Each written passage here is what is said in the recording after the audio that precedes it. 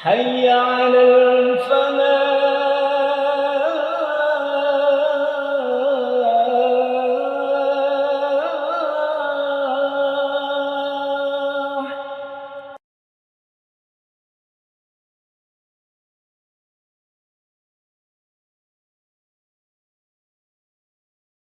Assalamualaikum warahmatullahi wabarakatuh. Innal hamdalillah nahmaduhu wa nasta'inuhu wa nastaghfiruh wa na'udzu billahi min syururi anfusina wa min sayyiati a'malina. Man yahdihillahu fala mudilla lahu wa man yudlilhu fala hadiyalah. Asyhadu an la ilaha illallah wahdahu la syarikalah wa asyhadu anna Muhammadan abduhu wa rasuluh. Allahumma salli wa sallim ala nabiyyika Muhammad wa ala alihi wa sahbihi wa man da'a bi da'watihi wa syara ala nahji ila yaumiddin. Amma ba'du, fa yaqulu subhanahu wa ta'ala fi muhkamit tanzilih, ya ayyuhalladzina amanu taqullaha wa qulu qawlan sadida yuslih lakum a'malakum wa yaghfir lakum dzunubakum wa man yuti'illah wa rasulahu faqad faza fawzan 'azima. Para jamaah sekalian, bapak-bapak yang dimuliakan Allah, alhamdulillah kita bersyukur Allah Ta'ala yang kembali telah berkenan mempertemukan kita di Majelis Ilmu Ba'da Maghrib di malam hari ini. Mudah-mudahan Allah senantiasa berkenan untuk meridhoi dan mudah-mudahan berkenan untuk mencatat upaya kita ini sebagai bagian dari ibadah kita yang mudah-mudahan nantinya bisa menambah beratnya timbangan kebaikan kita, insyaallah. Allahumma amin. Para jemaah sekalian, Allah telah menjelaskan tentang tabiat dua kehidupan yang pasti akan kita jalani. Kehidupan dunia ini dan kehidupan akhir yang sifatnya abadi itu. Untuk hidup dunia ini Allah menjelaskan tentang kewajiban kita dalam banyak ayatnya, misalnya surat 17 ayat 84 Allah katakan, kullu ya'malu ala syakiratihi wa rabbukum a'lamu biman huwa ahda sabila. Katakan Muhammad, hendaknya setiap orang berbuat, bekerja, beraktivitas sesuai masing-masing, tapi Allah mengetahui siapa yang benar kerjanya. Jadi hidup dunia yang sementara ini, tugas kita adalah bekerja. Bekerja, namun kewajiban ini yang kita lakukan ini diawasi Allah, dinilai, dan akan diberi pahala di dunia. Sebenarnya di akhirat nanti yang abadi itu tidak ada lagi beban kerja. Di akhirat hanya waktu kita untuk menerima hasil kerja dunia ini. Maka di akhirat itu hanya dua pilihan. Kalau nggak baik ya buruk, kalau neraka ya surga. Dan itu kan pada kerja dunia ini. Nah, kerja dunia ini yang akan menjadi bekal satu-satunya agar kita hidup baik abadi akhirat itu namanya ibadah. Itulah karenanya Allah firmankan, wa ma khalaqtul jinna wal insa illa liya'budun. Dan ibadah-ibadah kita di dunia ini nanti penentunya di akhirnya, ya saat kita mati itu. Maka Nabi hadis Muslim mengatakan, yub'atsu kullu 'abdin ala ma mata alaihi. Setiap hamba Allah itu nanti akan dibangkit hari kiamat, kondisinya baik tergantung kondisi bagaimana dia mati. Artinya hidup baik itu perlu memang ibadah terus, tapi mati baik itu lebih perlu. Kenapa orang hidup baik belum tentu nanti di akhirat baik, tapi mati baik dipastikan di akhirat itu baik. Nah, ibadah, maka itu sekali ibadah itu mengikat kita sampai mati. Kalau kita ibadah 50 tahun kok kemudian kita tinggalkan, mati kita tinggalkan, maka nggak akan manfaatnya, sia-sia ibadah kita. Nah, ibadah ini yang kewajiban dunia ini tabiatnya adalah mempermudah. Sehingga apa? Dia aplikatif, bisa dirasakan dalam kondisi apapun juga. Karena apa? Karena Allah memang tidak membebani ibadah di luar batas kemampuan. Kata Allah kan, wama la yukallifu nafsan illa wus'aha. Karena itu orang yang sakit yang mungkin satu indikasi mati itu pun tetap wajib ibadah. Sesuai kemampuan mereka. Jadi orang sakit yang mungkin tidak bisa melakukan ibadah sesuai yang bisa lakukan sehat, itu bukan gugur. Tetap ibadah sesuai kemampuannya. baik bersuci, baik sholat, puasa, bahkan haji. Kita akan mencoba menjelaskan panduan ibadah orang sakit. Nah, pertama tentunya sholat itu ibadah penentu ya, yang menentukan semua ibadah. Cuman sholat ini salah satu syarat sahnya adalah bersuci. Sehingga orang yang sholat sakit pun harus bersuci. Bersuci itu ada dua hal, dari najis dan dari hadas. Najis itu artinya kotoran-kotoran yang terjangkau oleh indera kita, bisa kita lihat, bisa kita rasa, bisa kita cium, yang harus tidak ada di tiga tempat. Nggak boleh ada di pakaian kita, badan dan masalah kita. Kalau ada maka nggak sah. Nah, orang sakit sama. Ketika orang sakit misalnya kok badannya kotor, najisnya, nggak boleh sholat. Kalau dia bisa bersuci, harus wajib bersuci sendiri. Tapi kalau nggak bisa bersuci, tapi ada saudara yang merawatnya, itu membantu, wajib dia mensucikan sampai dia bersih. Karena kalau sholat dengan najisnya itu, badan najis, nggak. Nah, namun kalau seorang itu memang nggak bisa bersuci, nggak bergerak, nggak ada yang mensucikan, maka dia tetap wajib sholat sesuai kondisi, meskipun najis. Dan kita nanti dia sembuh, nggak perlu mengganti. Karena dia sholat sesuai kemampuannya. Sama pakaian juga, pakaiannya misalnya dia pakai pampers misalnya, kan najis ini. Nah, kalau mau sholat, ya tetap wajib dibersihkan. Nah, kalau dia mampu, maka yang merawatnya wajib untuk mengganti pampers. Memberikan dulu, baru kemudian dibutuhkan. Nah, tapi kalau dia memang nggak mampu untuk melakukan itu, dia memang udah lemah sekali, nggak ada perawatnya, maka sholat dengan najisnya itu, dan dia ketika sembuh nggak perlu mengganti lagi. Sama juga di tempatnya. Tempatnya juga, tempatnya dia, dan ini harus dipastikan sebelum sholat ya. Tempatnya harus suci, pakaiannya, badannya harus suci. Nah, itu kalau mau sholat, karena syarat itu harus terpenuhi sebelumnya. Tapi misalnya sebelum sholat dia yakin suci, tapi di tengah-tengah sholat, wah ingat ini kotor, ini najis ini, maka wajib membatalkan untuk mengganti lagi. Tapi kalau yang najis itu bisa dilepaskan tanpa membuka aurat, boleh dilepaskan tanpa membatalkan. Jadi misalnya seorang sholat ingin pakai kaos kaki, udah bersih semua, yakin, sholat tiba-tiba ya, ingat tuh kaos kaki saya najis sih, bisa dilepaskan, nggak mau dilepas, karena tanpa membuka aurat. Tapi kalau sarungnya nggak mungkin kan. Nah, itu tentang najis. Berikutnya adalah hadas. Hadas ini adalah kondisi yang melekat pada diri seorang muslimah, dan kondisi itu nggak boleh sholat sampai bersuci. Nah, hadas ini dua macam. Hadas kecil, contohnya buang angin, buang air kecil, mana besar haji. Itu caranya dengan cara wudhu. Hadas kecil, hadas besar, ya junub, wanita haid, nifas, harus dengan cara mandi. Tapi kalau nggak bisa wudhu, karena sesuatu hal, mungkin nggak ada air, atau ada air tapi nggak cukup, atau nggak mungkin pakai air karena sakit, akan bisa menambah sakit atau kesembuhan, atau mungkin takut habis waktu.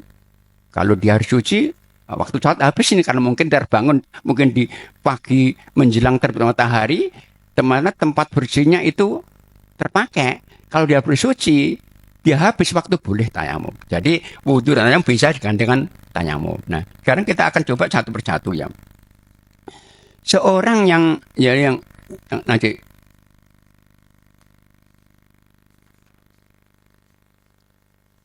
apabila sakitnya ringan ya, dan jika memakai air tidak membahayakan dirinya, maka tetap wajib untuk memakai air ketika sakit, ketika bersuci ya.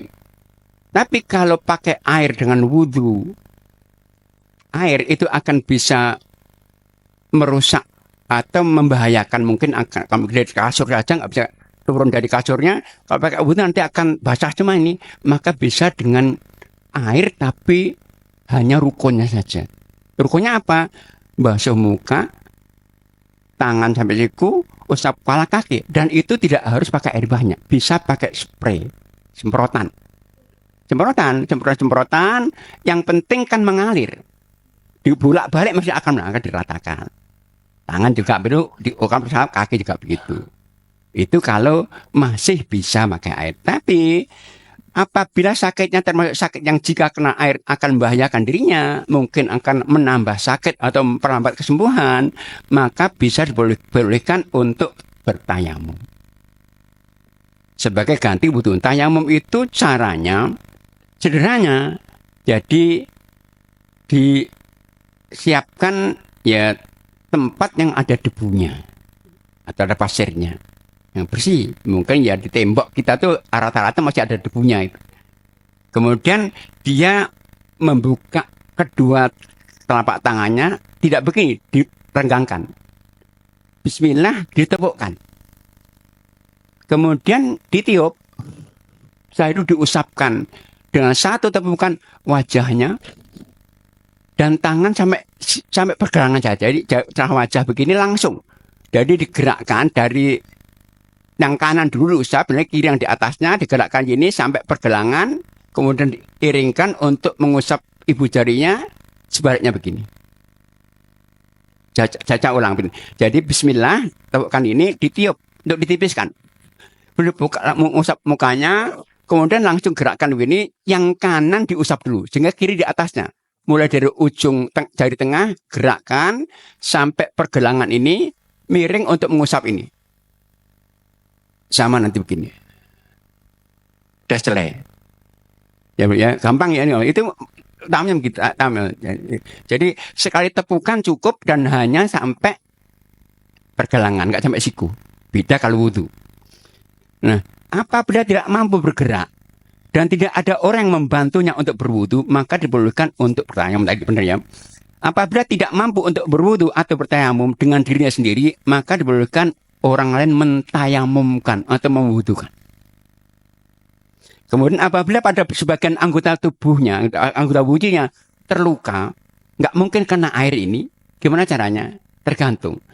Apabila luka itu diperban, misalnya di tangan gini terban 10 cm misalnya, ini nggak mungkin dilepas-lepas ini.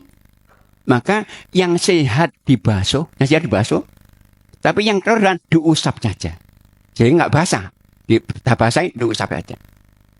Itu ketika lukanya diperban. Tapi kalau lukanya terbuka, mungkin pesan medisnya jangan diperban, dibukanya karena angin.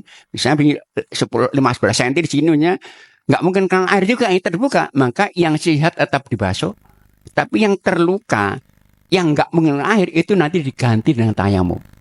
Jadi misalnya begini, kita usap, kita ambil air, atau kita semproti, kita ucapkan, kemudian yang sehat sama, kemudian setelah itu langsung usap kepala, kemudian kaki. Nah, tinggal tadi lukanya terluka belum dibasuh kan nggak mungkin, maka dengan tayum, berarti seakan-akan double bercuci. Cuman tayamumnya ini dilakukan sebagai pengganti untuk mengusap, untuk membasuh tangan yang nggak mungkin. Itu ketika nggak diperban. Nah, apabila seorang terkena penyakit yang mengakibatkan keluar air seni nggak bisa ditahan karena prostatnya beser ya, atau wanita keputihan, atau istihadah, atau orang yang sudah nggak normal, gerak sendiri kena angin, ada orang geraknya kentut itu. Nah, orang ini ada keringanan. Kenapa?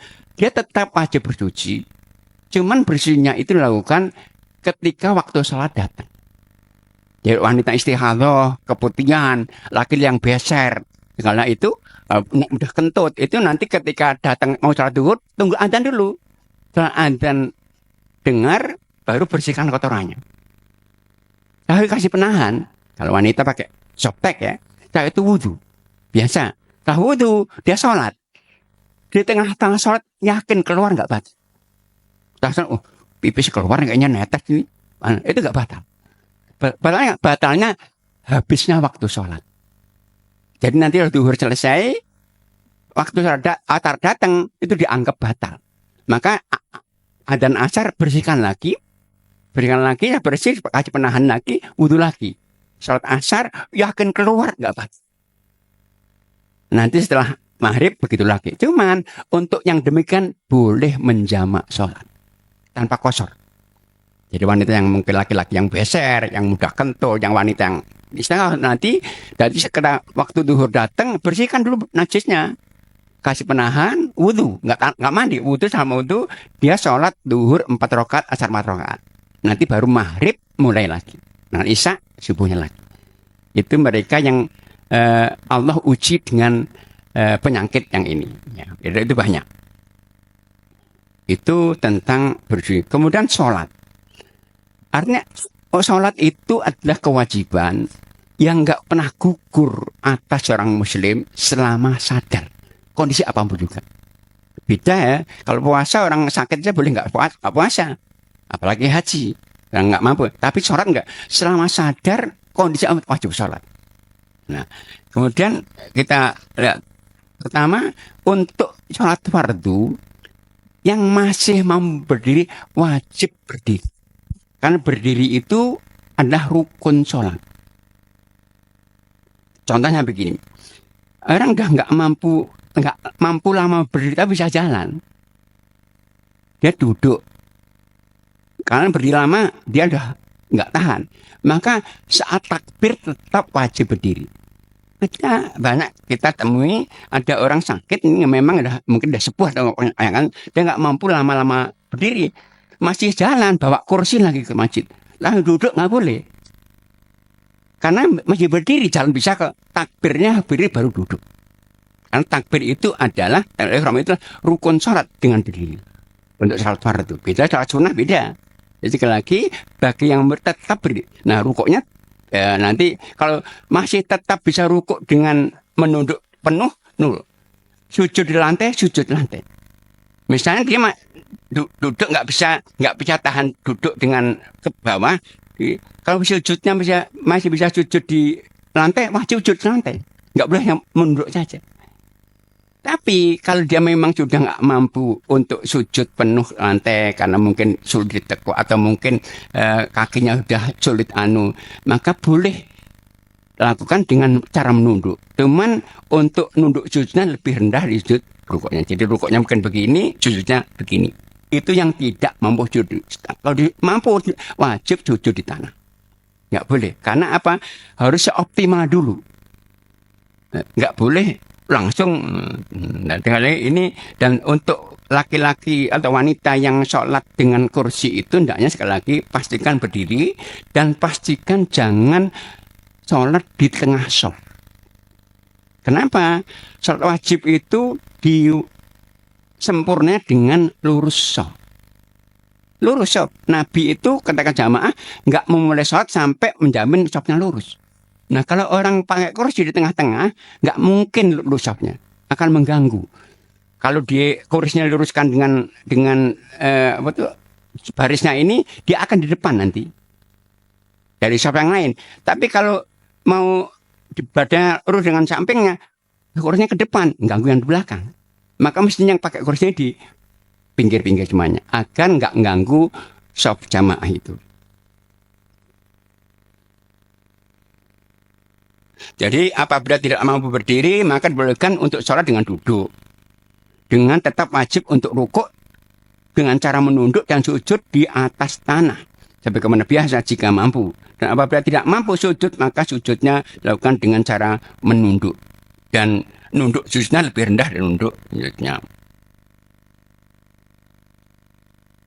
Apabila tidak bisa tidur dengan menjadi ini, apabila tidak mampu untuk duduk, maka diperlukan untuk sholat dengan tidur. Nah, tidur pertama dengan cara miring. Miring berarti kalau Indonesia miring kanan berarti agar nanti miring kanan ya, jadi nanti menghadap kiblat. Tapi kalau orang sakit rata-rata nggak tahan miring lama, boleh telentang. Tapi telentang kepala sebelah timur. Nah, timur, kemudian kepalanya diganjel dengan bantal agar menghadap kiblat. Maka rumah sakit Islam itu mestinya bednya itu harus begitu. Karena harus upaya optimal dulu nggak mampu sekenanya. Ini bisa diusahakan, harus diusahakan dulu. Apabila tidak mampu rukuk, ya, merukuk dan sujud dengan cara menunduk, maka diperlukan rukuk dan sujud dengan cara memberikan isyarat dengan kepalanya. Nggak boleh yang kepala, cuma bisa menunduk dengan kepalanya. Apabila juga tidak mampu, maka bisa rukuk dan sujud dengan isyarat sesuai dengan kemampuannya. Jadi turun tidak langsung diambil yang termudah, seoptimal mungkin. Perintahnya ittaqullah haqqa tuqatihi. Sungguh-sungguh dulu. Menurutnya, apabila seorang baik karena sakit orang yang tertidur dan lupa nggak sholat sehingga dia meninggalkan banyak sholat, misalnya dia ba'da maghrib dia tertidur karena sakit, tertidur, kemudian sholat isya lewat, waktu subuh bangun, dia bangun tapi nggak sadar tadi malam nggak sholat isya, dia sholat subuh. Sholat subuh dia kemudian ingat, oh tadi belum sholat isya, maka wajib sholat isya di waktu itu. Hadisnya Muslim begini, man nama ni sholat au nasiyaha fal yusalliha idza dzakaraha la kaffarata illa dzalik. Siapa yang tertidur atau terlupa sehingga sholatnya lewat, maka wajib sholat dia saat dia ingat. Dan itu caranya enggak, dan meskipun di waktu yang terlarang. Ya, waktu subuh ya nggak boleh sholat. Kalau ingatnya itu waktu subuh, sama kalau misalnya dengan sholat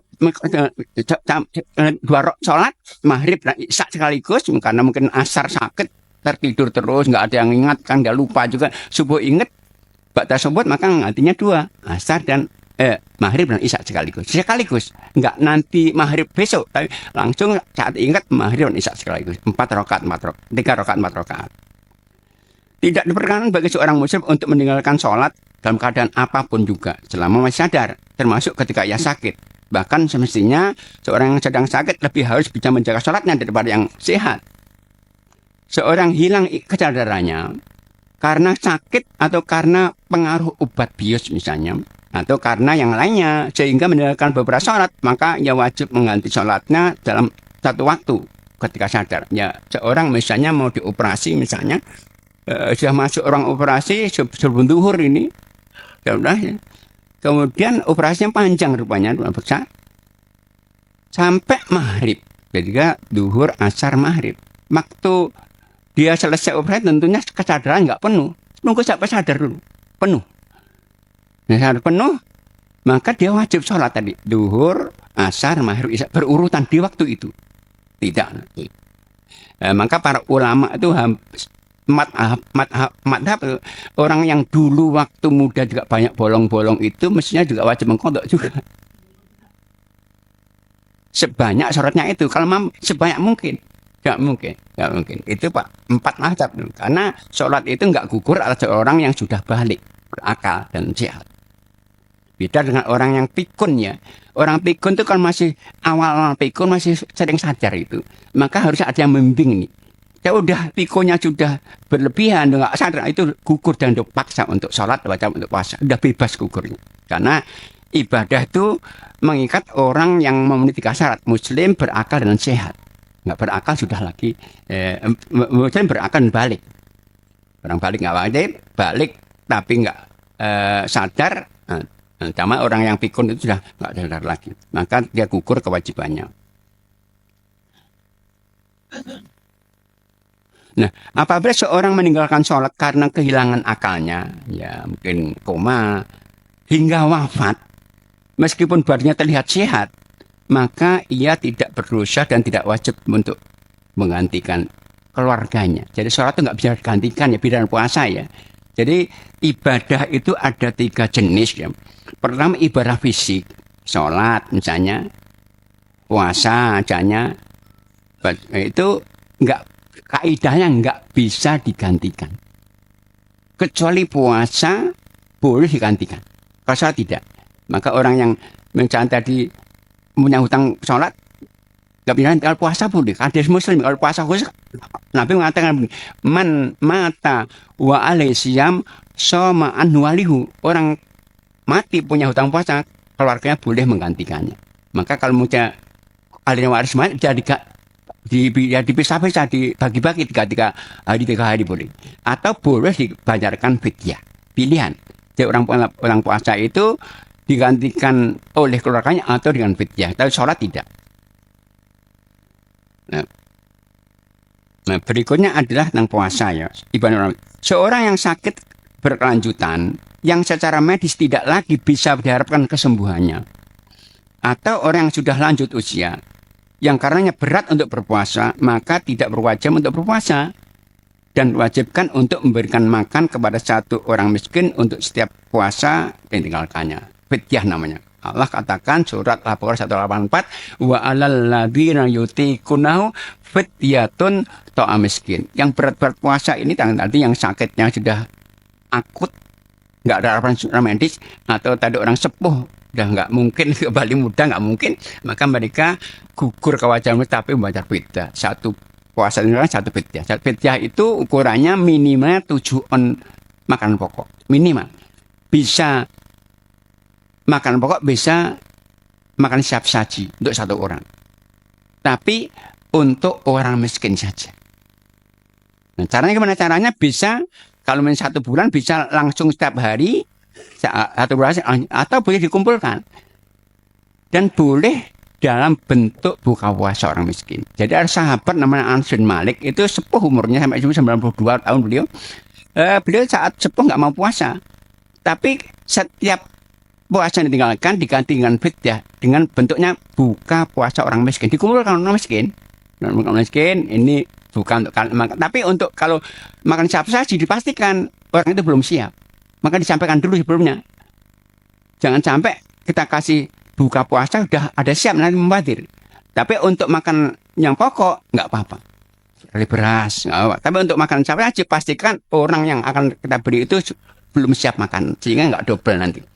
Nah ini tapi khusus untuk orang miskin. Allah katakan fidyatun ta'amu miskin. Karena itu kalau fidyah itu buka puasa jangan dititipkan ke masjid. Karena di masjid yang buka nggak orang miskin saja, orang kaya juga bisa ikut buka di masjid. Karena sebenarnya fidyah hanya untuk orang miskin saja. Itu untuk puasa ya. Penderita sakit yang secara medis masih diharapkan kesembuhannya secara medis. Maka hukumnya sebagai berikut. Pertama, apabila puasa tidak memberatkan dan tidak membahayakan, maka diwajibkan bagian tetap puasa. Sakit biasa saja kok, nggak berat. Pilek saja misalnya. Kedua, apabila puasa memberatkannya tetapi tidak membahayakan dirinya, maka dibenarkan untuk memilih puasa atau nggak puasa. Tapi dia kalau nggak puasa wajib mengganti, mengqadha. Allah katakan surah Al-Baqarah 184, "Faman kana minkum maridun aw ala safarin fa iddatun min ayyamin ukhra." Bagi kalian yang safar, sakit, nggak puasa wajib mengganti di hari yang lain. Waktunya mulai Syawal sampai Sya'ban nanti mengqadhanya. Apabila puasa akan memberatkan atau membahayakan dirinya, maka wajib baginya untuk tidak berpuasa. Berat ya, membahayakan, wajib nggak puasa. Kalau puasa nggak boleh. Karena Allah katakan surah Al-Baqarah 189, wala tulqu bi aidikum. Engkau jangan lemparin pada binasaan. Kalau udah sakit pastikan beratkan bahaya wajib nggak puasa. Itu bagi mereka yang nggak mampu ya wajib. Ia wajib menggantinya, mengqadhanya di waktu lain jika telah sembuh dari sakitnya dengan jumlah yang sesuai dengan puasa yang ditinggalkannya. Jadi mereka ya yang sakitnya itu ya cukup parah ya. Yang apabila puasa akan membahayakan dirinya wajib nggak apa? Wajib nggak boleh memaksa puasa wajib. Tapi kalau nanti sembuh wajib untuk mengqadha. Tapi kalau dia nggak sembuh ya sakitnya nggak sembuh, dah Ramadan berlalu masih sakit terus belum ada kesempatan mengqadha nggak wajib mengqadha. Kalau dalam kesempatan nih sakit terus nih.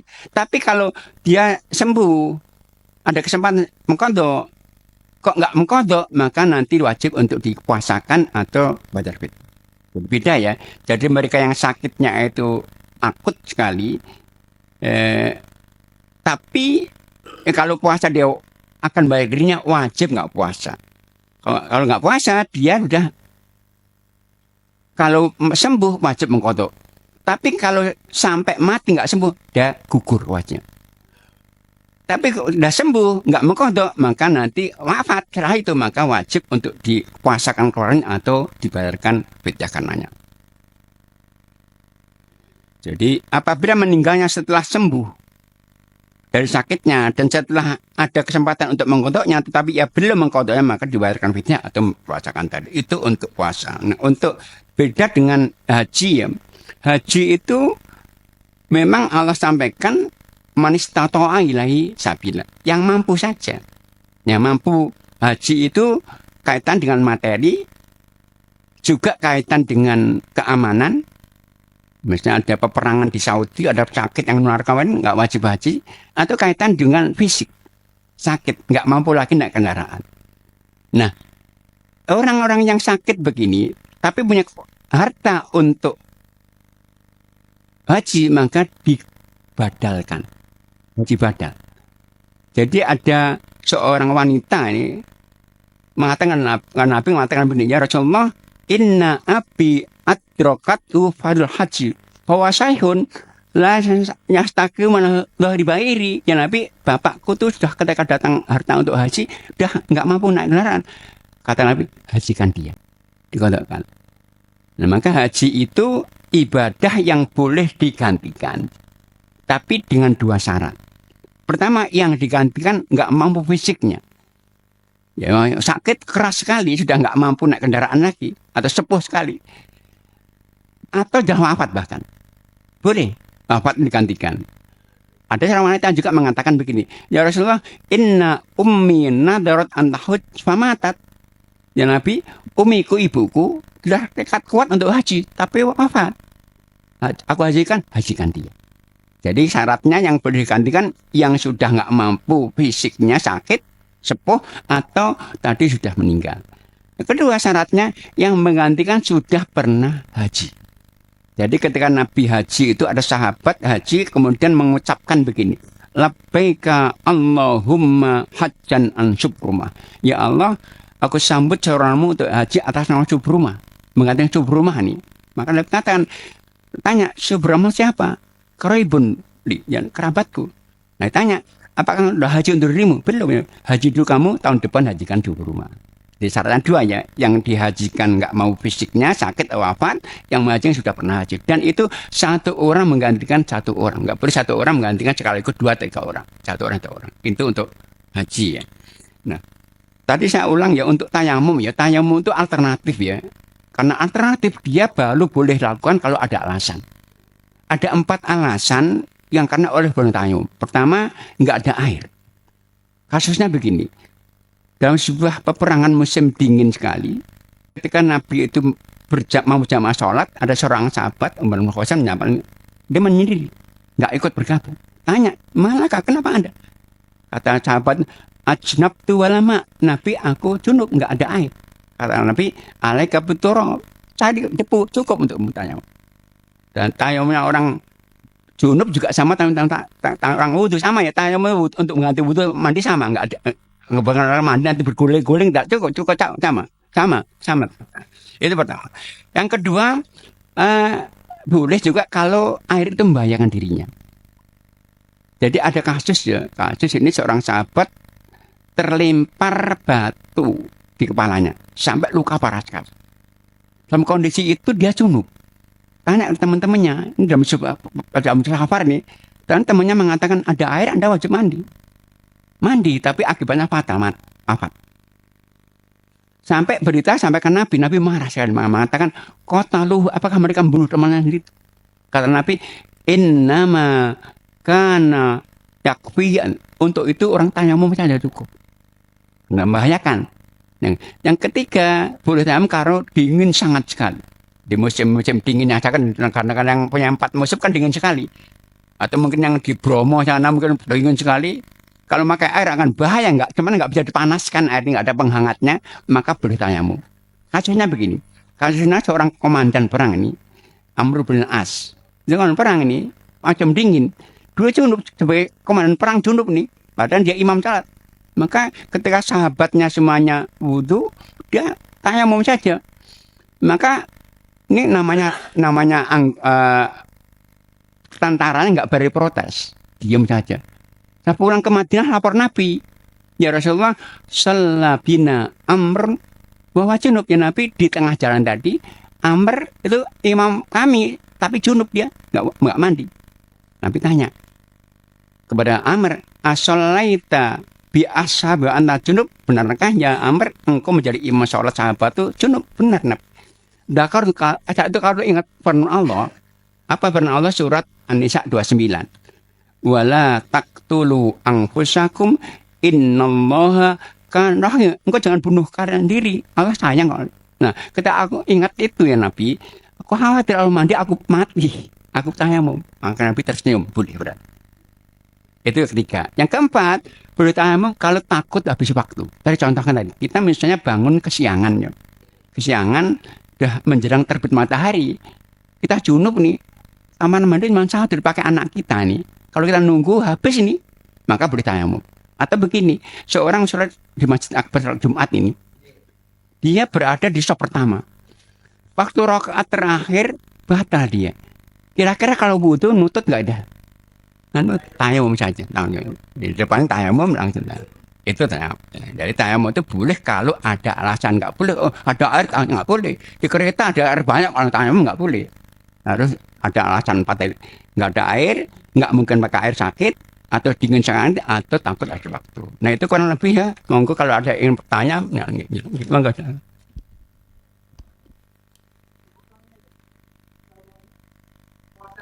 Iya.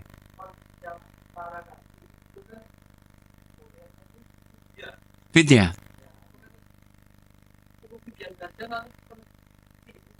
Nggak perlu, fidyah itu pengganti puasa. Nggak perlu ganti puasa lagi, enggak. Jadi fidyah itu fungsinya sama mengkodok. Jadi kalau sudah fidyah nggak perlu kodok lagi. Cukup fidyah. Dan misalnya seorang ibu bapak kita sepuh, kok nggak mampu, dia setiap hari kasih fidyah satu puasa satu fidyah. Nggak perlu kodok lagi. Jadi fidyah itu fungsinya persis kodok persis enggak. Oke.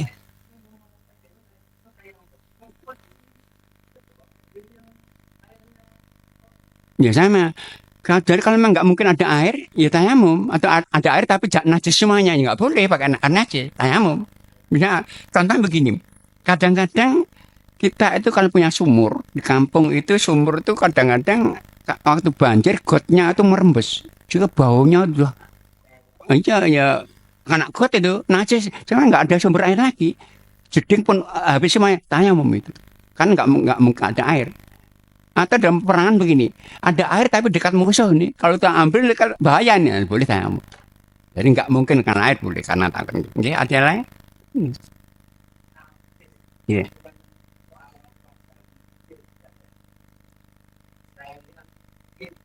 Iya.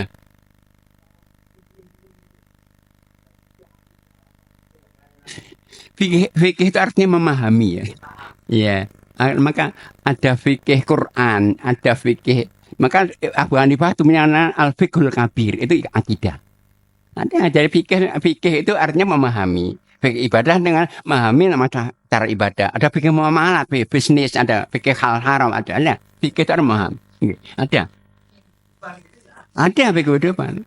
Fikih itu harus memahami bagaimana cara memahami hidup kita. Bisa nggak, Pak? Jadi fikih itu harus memahami artinya. Nggak?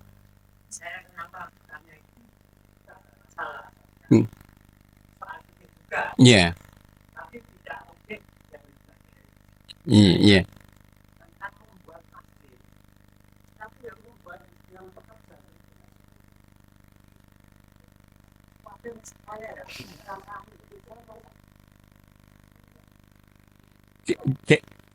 Jadi pekerja itu nggak berpengaruh. Kita punya pekerja orang Nasrani pun boleh. Nggak kaitan. Yang penting itu masjidnya, masjid yang halal aja, banyak hal cuma nggak curian, nggak apa-apa. Ya nggak masalah. Ya kita tugas kita menyampaikan aja. Kita nggak bisa memaksa. Kamu wajib sholat, kalau mau nggak bisa. Kita menyampaikan, Pak sholat yuk, waktu sholat ini. Maka itu kalau kita punya pekerjaan non muslim, waktu sholat diberhentikan. Jangan waktu sholat mereka pekerjaan nggak boleh, kan wajib kan mereka. Dan itu kalau puasa boleh kita kasih buka, kayak makan siang. Orang pekerja berat boleh nggak puasa kok. Boleh, nggih. Tapi kita nggak boleh memaksa orang untuk sholat. Kita wajib kita apa? Menyampaikan pesan. Nabi pun katakan, tugas kamu menyampaikan Muhammad. Baik, eh, cukup Pak. Baik, mungkin sementara itu yang bisa disampaikan. Mudah-mudahan. Assalamualaikum warahmatullahi wabarakatuh.